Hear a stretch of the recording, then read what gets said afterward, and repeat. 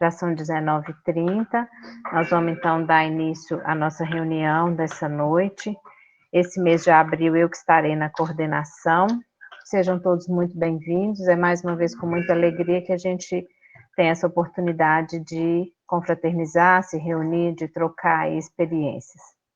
Para a noite de hoje, então, nós vamos ter o livro Fonte Viva, Sois a Luz, capítulo 105, que vai ser comentado por Isabela, e o Evangelho, quem vai falar é o Fernando, sobre bem-aventurados os aflitos, perda de pessoas amadas, mortes prematuras, um tema super atual. Como eu estou na coordenação, eu estou permitindo a entrada das pessoas, eu vou pedir então ao Fernando que possa fazer a prece de abertura para a gente nessa reunião de hoje. Boa noite a todos. O som tá direitinho aí, Dorico, tá me ouvindo bem? Então vamos nos preparar para darmos início aos trabalhos da noite de hoje. Vamos juntos elevar o pensamento ao Mestre Jesus, rogando a Ele luz e assistência, a fim de que todos nós, encarnados e desencarnados, possamos ser beneficiados com as suas vibrações de luz e de amor. Querido amigo Jesus, benfeitor maior de nossas vidas, nesse instante aqui reunidos, mesmo que distantes fisicamente, estamos todos vinculados a Ti com um só pensamento. Pensamento de agradecimento por toda assistência, por todo amparo, por toda luz que derramas sobre todos nós. Em especial, sobre os nossos irmãos que passam por dificuldades. Irmãos que experimentam provas, expiações, irmãos que desencarnam, irmãos que ficam no campo de luta. Abençoai e fortalecei a todos. E hoje, Senhor, em especial, pedimos por nossa irmã Edna, recém-desencarnada, a quem muito temos que agradecer pela convivência, pela forma simples, alegre, sincera, que certamente contagiou a cada um de nós, proporcionando-nos lembranças de agradecimento e o desejo sincero de pedir muita luz para ela e por aqueles que lá se encontram.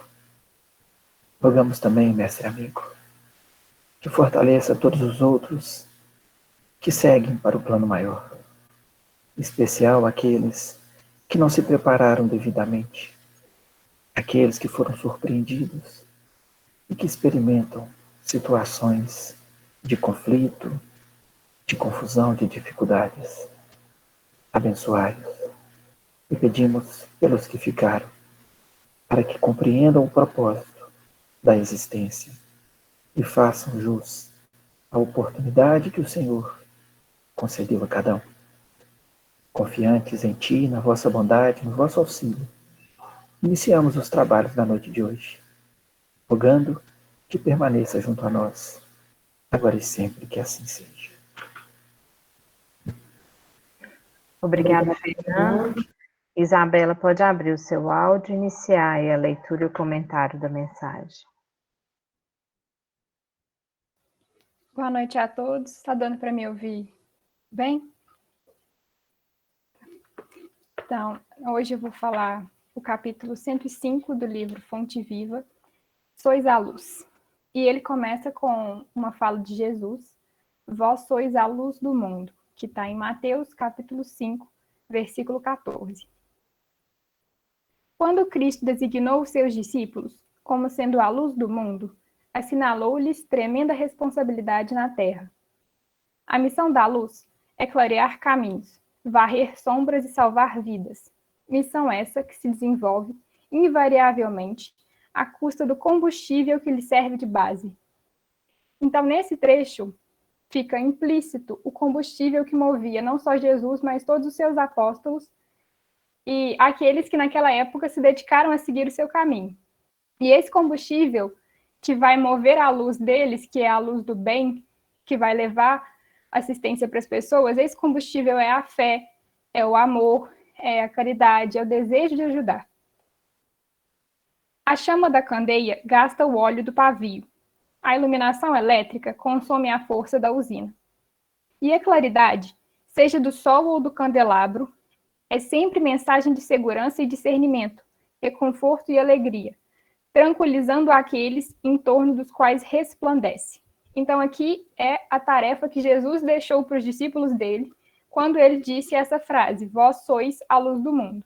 Com isso, Jesus esperava deles que eles levassem para todos os lugares a sua mensagem de amor, de caridade, tranquilizando os aflitos, ajudando os doentes, propagando o que Jesus tinha ensinado em vida. Se nos compenetramos, pois, da lição do Cristo, interessados em acompanhá-lo, é indispensável a nossa disposição de doar as nossas forças na atividade incessante do bem, para que a boa nova brilhe na senda de redenção de todos. Então, aqui já nesse pedaço, Emmanuel está nos convidando a fazer o mesmo que Jesus convidou os discípulos a fazerem, a doarmos as nossas forças, doarmos o que tivermos para dar, para trabalhar em prol do Cristo, para semear a mensagem dele, e também tentar nos tornar luz, assim como os discípulos fizeram, levando assistência, amparo para os outros lugares, espalhando a boa nova do Cristo. Cristão sem espírito de sacrifício é lâmpada morta no santuário do Evangelho. O que ele quis dizer com esse pedaço? Cristão sem espírito de sacrifício. Quer dizer que é para a gente voltar às nossas origens, morrer na arena, ser devorado por leões? Claro que não é isso que Emmanuel quis dizer. Esse espírito de sacrifício, ele se reflete nas pequenas coisas. Não é para a gente se colocar em perigo, morrer pelo que a gente acredita, até porque nós temos o dever de preservar o corpo que Deus nos deu, esse instrumento de trabalho nessa existência. Esse espírito de sacrifício são as pequenas coisas das quais a gente pode abrir mão para praticar a caridade, assim como Jesus disse no óbolo da viúva, que as 2 moedinhas que ela deu valiam muito mais do que qualquer fortuna dada anteriormente, porque aquelas 2 moedinhas representavam um sacrifício para aquela senhora. Então é nesse sentido que ele disse. O espírito de sacrifício a que Emmanuel se refere é a gente abrir mão, às vezes, do tempo que a gente considera curto, mas que a gente tem sempre um pouquinho para dar ao outro, e às vezes a gente esquece.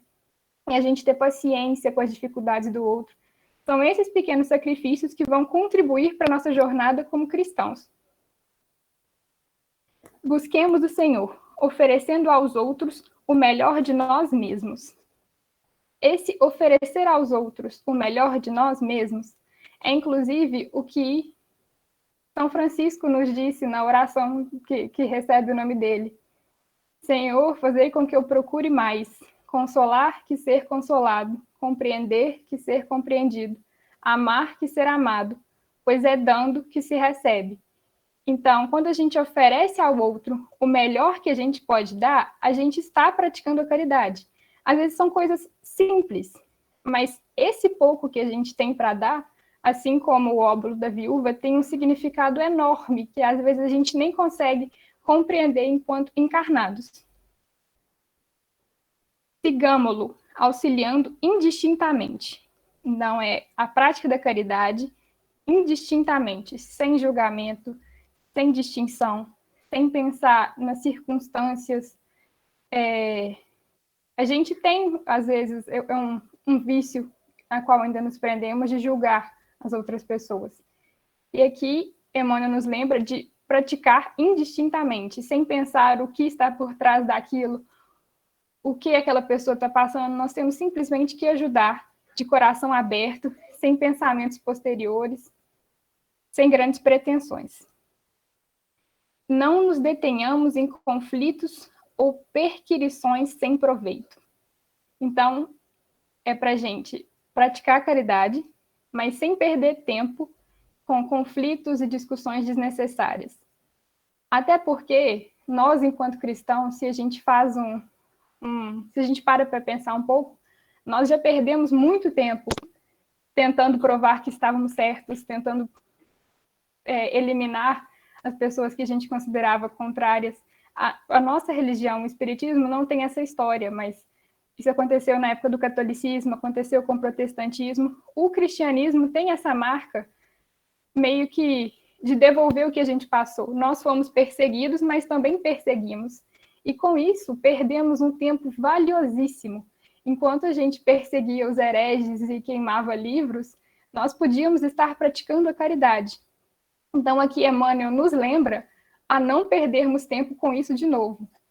Agora é para a gente pegar firme na caridade de verdade e não perder tempo tentando provar ao outro que nós estamos certos, porque nós não estamos. A nossa religião não é mais válida do que a de outras pessoas, então nós temos que fazer a caridade da nossa forma, do jeito que pudermos, e respeitar o outro no tempo dele, do jeito dele.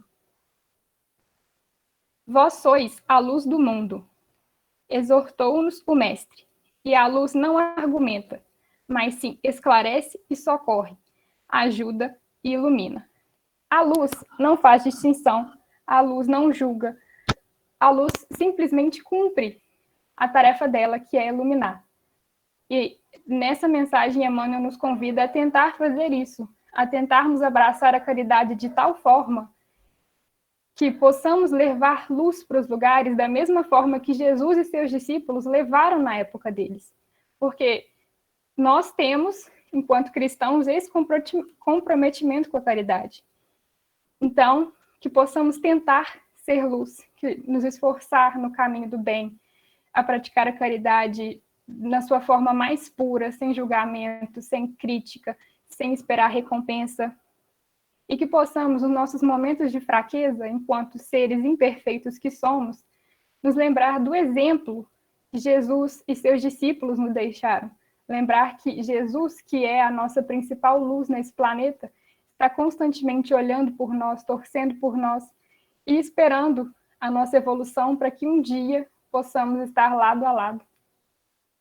Muito obrigada por essa oportunidade. Espero que eu tenha sido, no mínimo, eficiente na minha explicação. Uma boa noite a todos. Nós agradecemos, Bela, a sua boa vontade, disposição em participar. São sempre palavras importantes em relação à caridade, ao amor e a esse trabalho de iluminação interior que cada um deve fazer. Vamos passar então a palavra para Fernando, que vai falar sobre o Evangelho, o tema Bem-aventurados os aflitos, como subtema Perda de pessoas amadas, mortes prematuras. Boa noite a todos. Isabela queria ter uma filha assim, viu? Muito bom. Meus irmãos, que Jesus nos fortaleça, que Jesus ilumine o nosso entendimento e que possamos, em nome dele, que é amor e bondade, aproveitar bem a oportunidade da noite de hoje.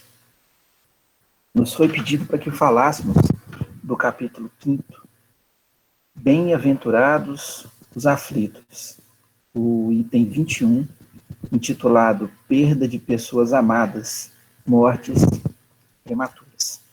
Esse capítulo, esse item especificamente, se trata de uma mensagem que foi enviada pelo espírito de Sanson. Ele era um ex-membro da Sociedade Espírita de Paris, e essa mensagem chegou no ano de 1863. Mas para que a gente fale um pouquinho dessa mensagem e trabalhe o tema da noite de hoje, eu preciso recordar qual a finalidade da nossa trajetória aqui no plano físico. A Isabela, como bem disse, falando um pouquinho do nosso passado, das religiões que traziam para nós parte do esclarecimento, certamente não conseguiram nos mostrar dentro de uma perspectiva lógica, onde pudéssemos alicerçar a nossa fé em base sólida e racional, o entendimento de o que fazemos aqui, com a finalidade da nossa jornada nesse plano físico. E aí, então, recorremos à questão de número 132 do Livro dos Espíritos, é a primeira obra codificada por Allan Kardec. Então, ele foi o codificador da doutrina, o organizador de todas as informações que eram reveladas pela espiritualidade superior em diversas partes do mundo, por diversos meios. E nessa obra, que veio a público no dia 18 de abril de 1857, na questão de número 132, ele pergunta à espiritualidade: qual o objetivo da encarnação dos espíritos? É uma resposta um pouco longa, eu vou ler um pequeno trecho e depois vou me atrever a explicar algumas partes para dar um subsídio à continuação da fala. Então, a espiritualidade responde da seguinte forma, eu vou editar aqui a resposta, diz assim: Deus lhes impõe a encarnação com o fim de fazê-los chegar à perfeição. Para uns é expiação, para outros, missão. Mas para alcançarem essa perfeição, têm que sofrer todas as vicissitudes da existência corporal. Nisso é que está a expiação. E a espiritualidade estica um pouquinho mais, explicando um pouco mais sobre isso. Mas eu vou me ater a esses pontos iniciais. Lembrando de novo a vocês que a pergunta foi: qual o objetivo da encarnação dos espíritos? Quer dizer, por que estagiamos no plano físico? Somos espíritos imortais. Nós fomos criados por Deus e não teremos fim. Mas precisamos alcançar a perfeição. Para alcançar a perfeição, nós teremos que estagiar diversas vezes no plano físico, para exercermos diversas experiências. Então, quando fala, Deus nos impõe a encarnação com o fim de fazê-los chegar à perfeição, é isso mesmo. Nós chegaremos um dia à perfeição, ao conhecimento elevado e à condição de moral elevada. Mas ninguém chega nesse estágio sem estagiar, sem ter experiências, lutas, decepções, dificuldades, alegrias, dores. São processos pelos quais passamos, e vamos passar muitas vezes ainda, que há de conceder a cada um de nós a experiência necessária para solidificarmos o aprendizado. E nesse processo de ir e vir, de nascer e morrer, nós vamos ocupando corpos diferentes, famílias diferentes, oportunidades diferentes, postos na condição daqueles que recebem ordem, daqueles que dão ordem, em diversas raças, para aí, então, adquirirmos esse subsídio da perfeição. E ele diz que, para uns, esse estágio encarnatório representa expiação, e para outros, missão. Cabe aqui uma pequena distinção, porque a expiação é quando o espírito, nesse processo evolutivo, já teve diversas oportunidades de aprender pelo caminho suave, pelo caminho do amor, e muitas vezes levado pelas facilidades, pela sedução do mundo, pelos prazeres, e por tudo aquilo que se apresenta no primeiro momento como algo melhor e nos tira do caminho, ele vai perdendo aquelas oportunidades de aprendizado. E algumas vezes vai se complicando devido ao mau uso do seu livre-arbítrio. E ele então precisa voltar para o caminho. Aí entra a expiação. O sofrimento, a dor, a dificuldade, que não tem outra alternativa a não ser executada. É semelhante ao remédio muito amargo, cuja finalidade é promover a cura. Então, aquele espírito, ele retorna para o caminho e, a partir de então, ele segue a sua trajetória. É a expiação. Outros vêm a título de missão. Já conseguiram conquistar patamares evolutivos, tanto no aspecto intelectual quanto no aspecto moral, e vão passando por suas provas, também não se isentam das dificuldades, dos dissabores, mas eles vão agregando cada vez mais méritos na sua jornada e vão deixando ao seu entorno um rastro de luz e de amor. Exemplo clássico disso, Chico. Por mais nobre que tenha sido a sua missão aqui na Terra, não se isentou de nenhum tipo de dificuldade, pelo contrário, a sua história desde o início é marcada de muita luta, de muito sofrimento, de muita privação. E mesmo no auge da sua missão, ele continuava experimentando, inclusive, dores e doenças que muitas vezes lhe causavam um desgaste enorme na execução de sua tarefa. Mas ele seguiu adiante. E todos nós, mesmo os que espiamos ou os que somos missionários, nós vamos passar por provas. As provas, como o nome diz, são situações geradas para ver se nós de fato aprendemos a lição. Aquilo que nós nos preparamos para fazer no plano espiritual, chegam situações que nos testam para ver se de fato a gente conseguiu avançar. Aí são as provas. Mas independente da nossa condição, do nível evolutivo de cada um de nós precisamos dar o nosso quinhão de contribuição nessa trajetória. Então, muitas vezes, o retorno à pátria espiritual, ela não representa, na realidade, a condição de sofrimento que muitos de nós ainda entendemos.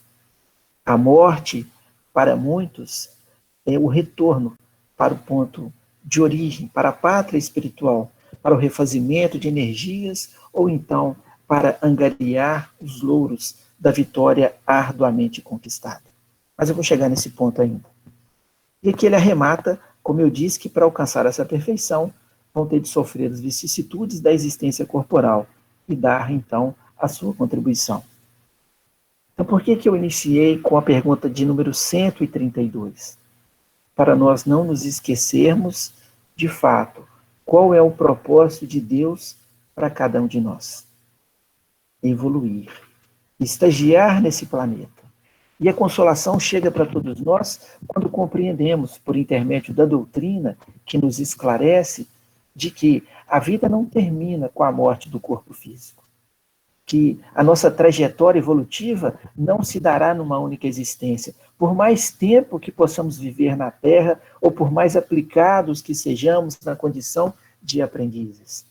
É impossível atingirmos a perfeição deste planeta, porque vamos estagiar no futuro em mundos mais avançados.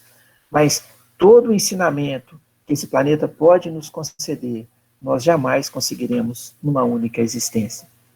Então nós precisamos vir e voltar. Isso é chamado de reencarnação. E não é um termo criado pela doutrina.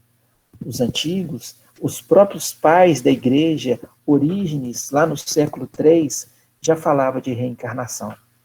Os orientais, o culto que é feito aos antepassados, certamente traz o entendimento desse nascer, morrer e nascer quantas vezes for necessário. A doutrina também nos mostra que as mortes não rompem os laços afetivos, os laços familiares. O amor que sentimos pelos nossos companheiros de jornada jamais se perde. Pelo contrário, quantos são aqueles que já estagiaram com cada um de nós no passado e que não nos lembramos, mas que chegam constantemente aos nossos lares, nos motivando, nos emocionando, nos envolvendo, nos encorajando a continuar na bendita luta redentora. São familiares, são amigos, que já se encontram muito à nossa frente, porque tiveram êxito nas suas jornadas, mas continuam ali a nos auxiliar. Então, que possamos ver esse momento de morte de uma forma diferente. No início da mensagem, Samson diz o seguinte, eu vou ler só um pedacinho inicial para que a gente entenda o teor da mensagem. Ele diz assim, quando a morte ceifa nas vossas famílias, arrebatando sem restrições os mais moços antes dos mais velhos, costumais dizer, Deus não é justo, pois sacrifica um que está forte e tem grande futuro, e conserva os que já viveram longos anos, cheio de decepções, pois leva os que são úteis e deixa os que para nada mais servem, pois despedaça o coração de uma mãe, privando-a da inocente criatura que era toda a sua alegria. Então ele diz, humanos, é nesse ponto que precisais elevarmos acima da terra. E aí ele vai explicando acerca disso. Então, nessa mensagem, ele inicia fazendo-nos a advertência que muitas vezes, quando os nossos lares são privados daqueles entes queridos, sobretudo as crianças, que no nosso entendimento teriam uma vida longa pela frente, um futuro brilhante, repleto de oportunidades, Deus não age de forma justa, porque deixa pessoas mais velhas, pessoas que às vezes, numa conduta moral reprovada, viver, e tira aqueles que seria talvez o alicerce para a família. E certamente as pessoas que assim procedem, elas têm o motivo de assim procederem por não terem ainda o conhecimento amplo da dimensão da bondade de Deus.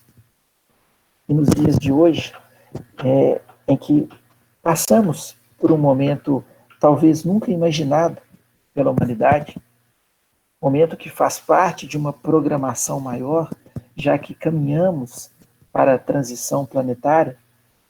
E, recentemente, ouvindo um áudio do Haroldo Dutra, em que, de forma muito brilhante, ele fala do livro Brasil, Coração do Mundo, Pátria do Evangelho, uma psicografia de Chico Xavier, através do espírito Irmão X, que fora Humberto de Campos. É um livro que eu recomendo a leitura, porque é muito bonito e muito esclarecedor, que mostra a trajetória do Brasil na condição daquele que está abrigando a árvore do Evangelho de Jesus. E Jesus diz que daria 2 séculos para a renovação do planeta, para chegarmos ao ponto da regeneração. E ela se daria a partir da codificação, 14 de abril de 1857. E aí, 100 anos depois, nós chegaríamos em 1957, e 200 anos, 2057. A data em que está marcado a mudança, que já vem acontecendo com todos nós, em diversas situações do planeta, mudanças no nosso comportamento, aqueles que estão chegando, as crianças, a forma de pensar, a forma de ver o mundo, o preservar da natureza.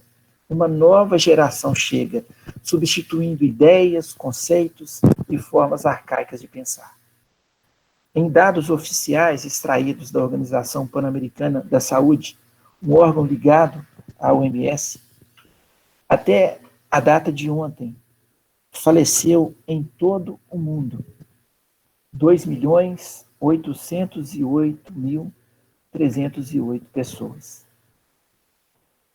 2.808.308 pessoas faleceram vítimas da Covid.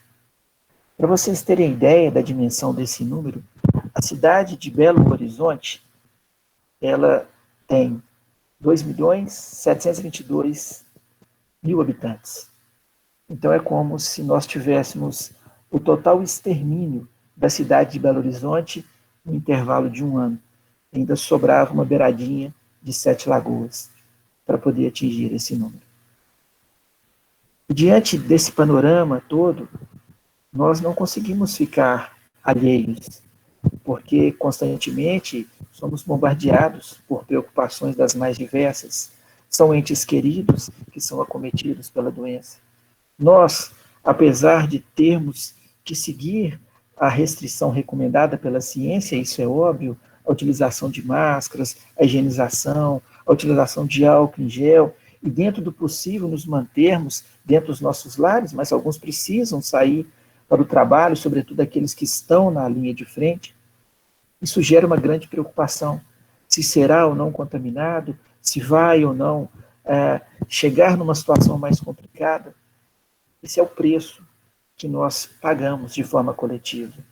Mas não podemos deixar diante disso que a caridade esfrie. Não podemos abrir espaço para o egoísmo. Não podemos esquecer dos nossos semelhantes, principalmente pela oração. E aí, então, nós lembramos de pessoas amadas. A nossa irmã Edna, conhecida pelas crianças, a evangelização, como a tia Edna, ou então conhecida em outros centros como a Edna do André Luiz, ou como a Edna do Coral, uma pessoa fantástica, uma simplicidade enorme, um sorriso farto, uma voz exuberante, uma alegria. Assim como a Edna, vários outros voltaram para o plano espiritual, vários, com histórias de vida, com familiares que ficaram para trás, com amigos. Mas todos esses sabiam deste momento de retorno.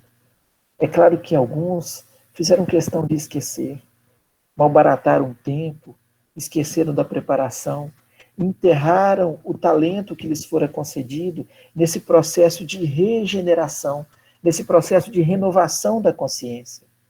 E aí foram surpreendidos. Voltaram sem a devida preparação. Mas muitos, e posso afirmar que Edna foi uma dessas, que se prepararam, que aproveitaram as oportunidades, que praticaram a caridade, que ajudaram, que deram o exemplo de amor a seu entorno. E foram chamados de regresso. Voltaram para o plano espiritual. E nós, que aqui permanecemos, ainda temos trabalho pela frente. Porque a verdadeira vida não é essa que estamos, é a espiritual. Todos nós viemos de lá. E no processo reencarnatório, nós esquecemos desses compromissos que foram assumidos.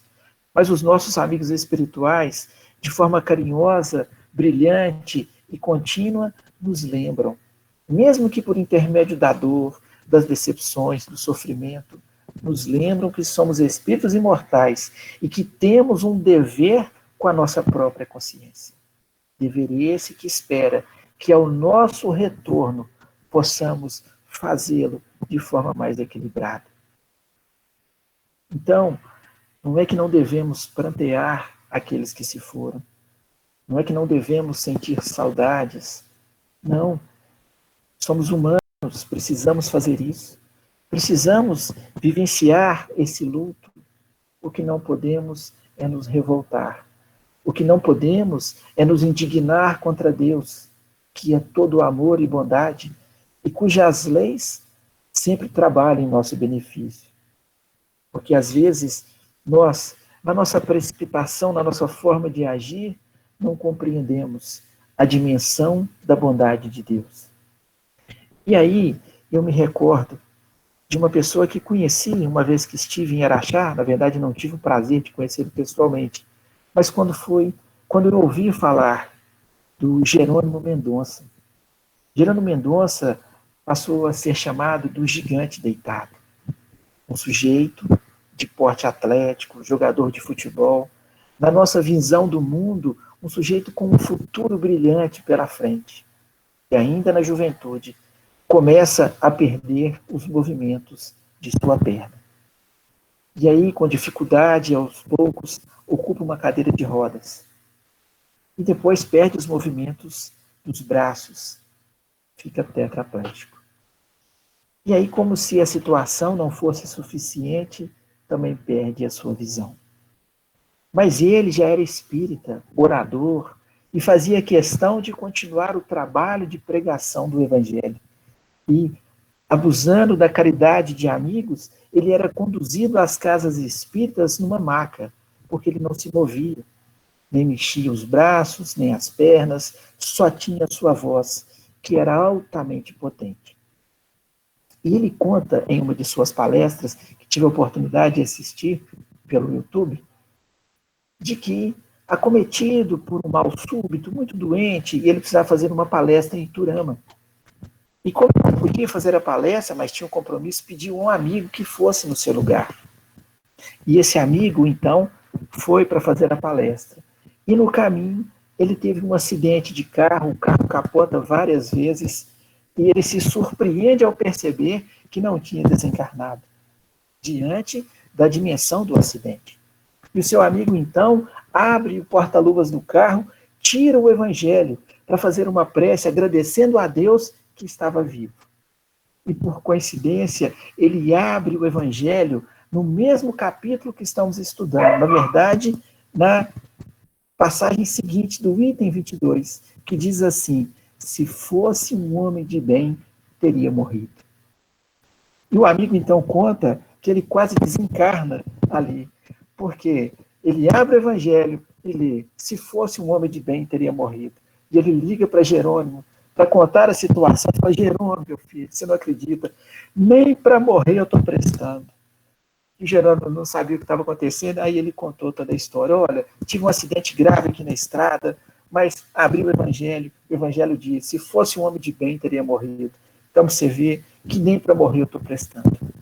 E o Jerônimo então fala, através da sua palestra, que nós precisamos fazer uso do trabalho para sermos dignos de voltar ao plano espiritual numa condição de que não vamos dar trabalho àqueles que nos recebem.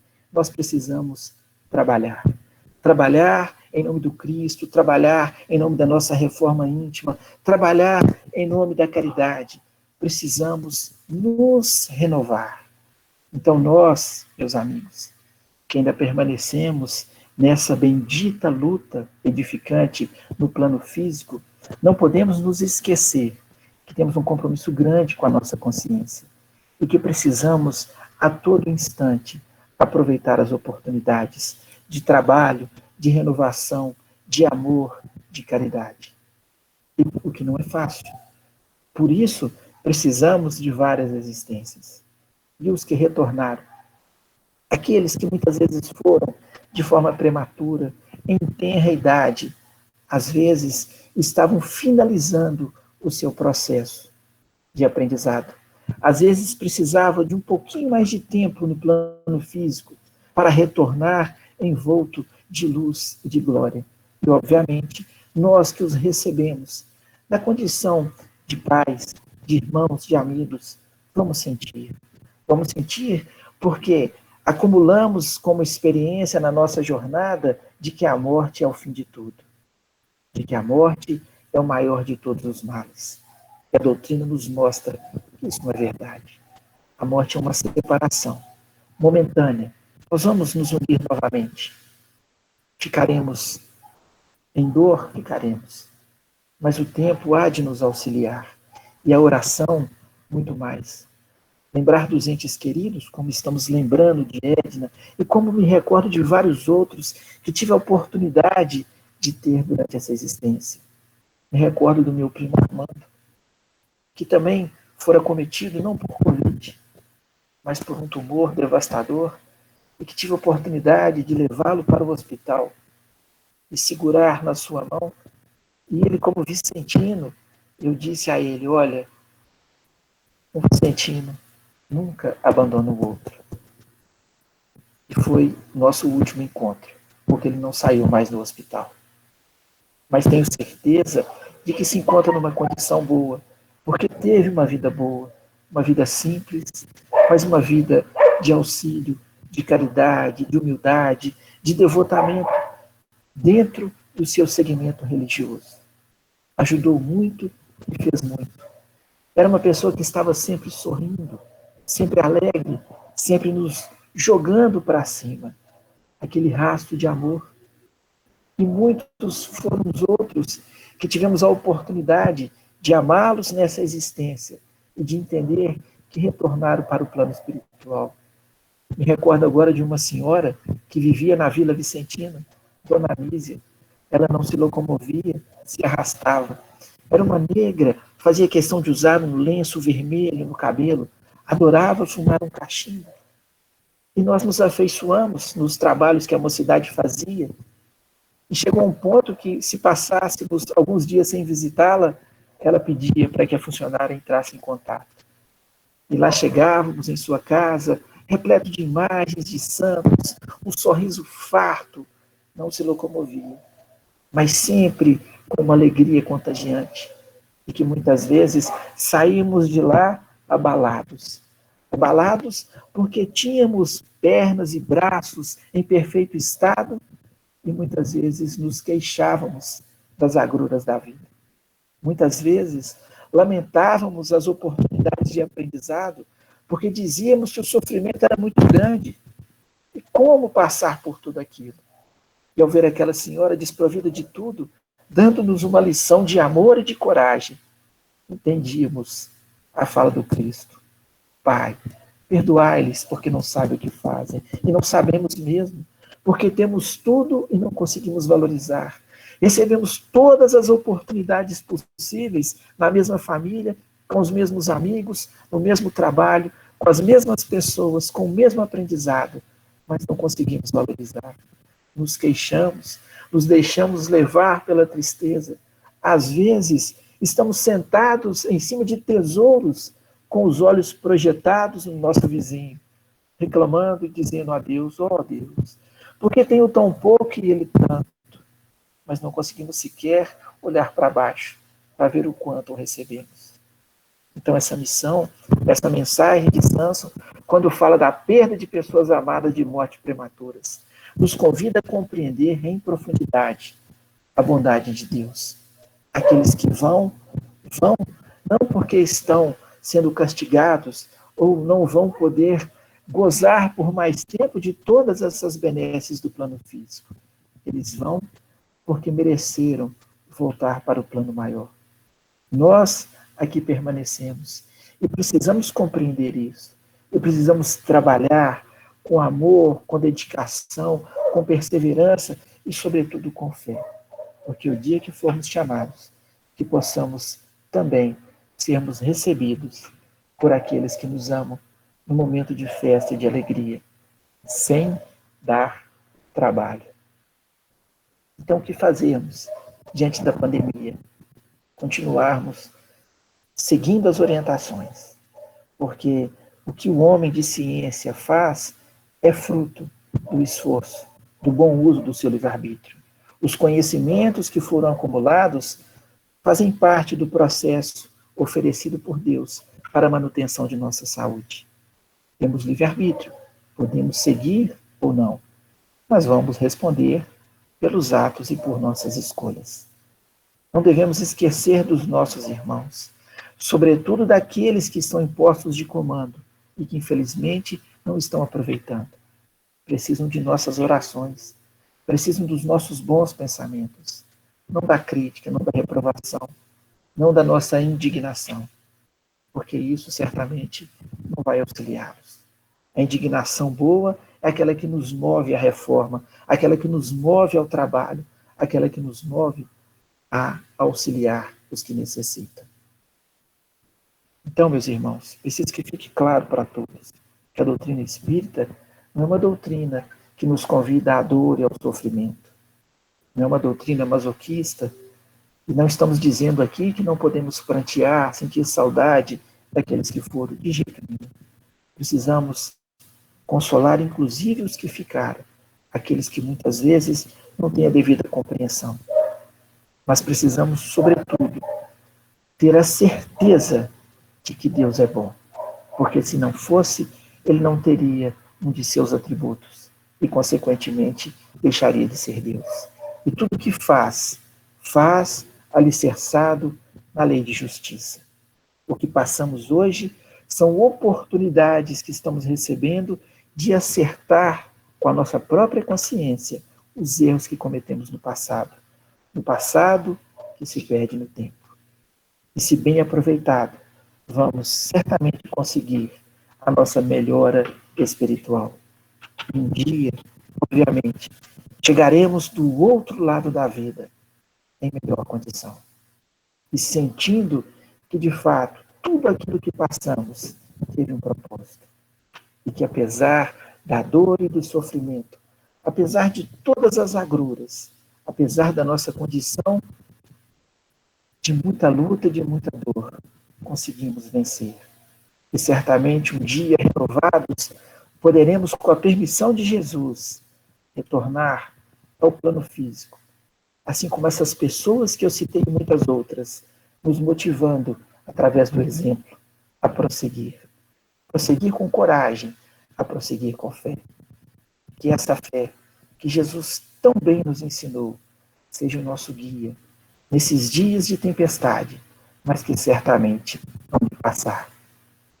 A todos vocês, um agradecimento pela paciência e certamente rogando a Deus que nos fortaleça e que nos ilumine. E a nossa querida irmã Edna e aos outros que foram, e todos esses cujos nomes foram listados aqui no chat pedindo vibrações. Que Jesus possa cobri-los com o seu amor e que a Virgem Santíssima os envolva com o seu manto de luz. Muita paz a todos. Gostaria de agradecer, Fernando, pelas belas palavras e vou solicitar a Anelisa que possa tocar a música, que a gente já tinha combinado. E eu convido todos vocês que aqui estão, para que enquanto a Anelisa toca a música, eu vou ler mentalmente o nome das pessoas que foram colocadas no chat e que vocês mentalizem também aqueles que não foram listados, mas as pessoas para quem vocês gostariam de enviar vibrações, boas energias, para que essas pessoas possam receber também neste momento essas boas energias que estamos gerando aqui. Ana, é com você.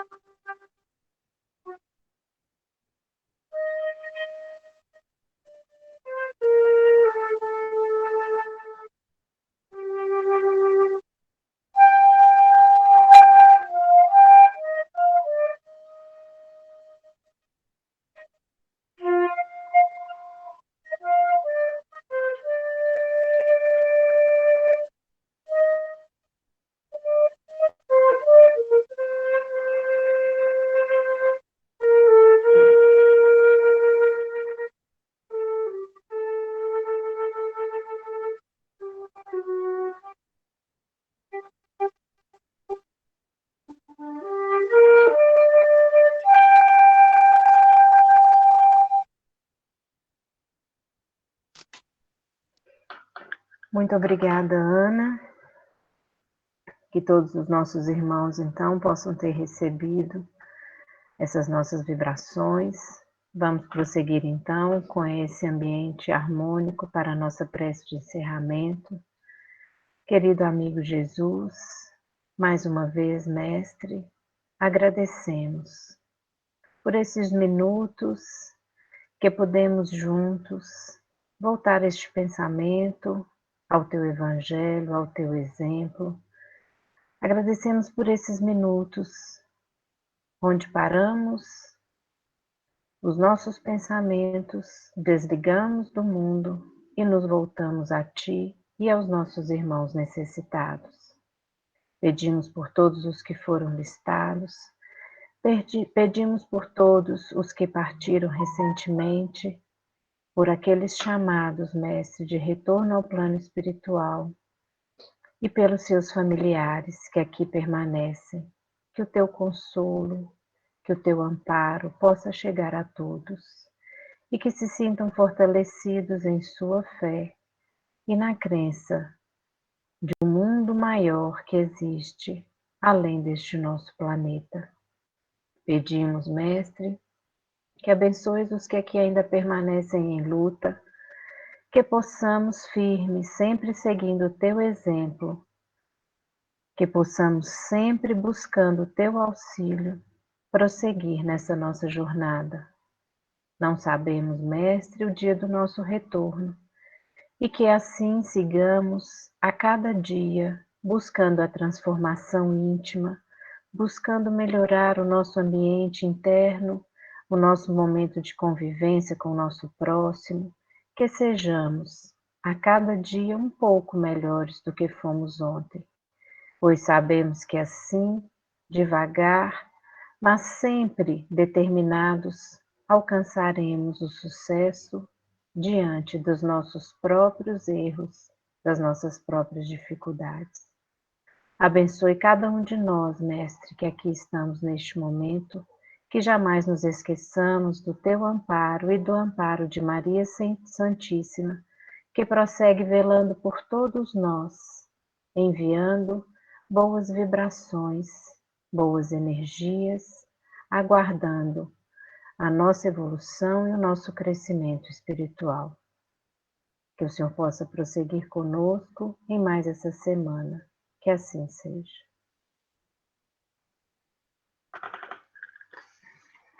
Muito obrigada a todos. Gente, boa noite. Bom final de semana para todos. Bom feriado, boa Páscoa. Bom feriado, boa Páscoa. Obrigada, Dori.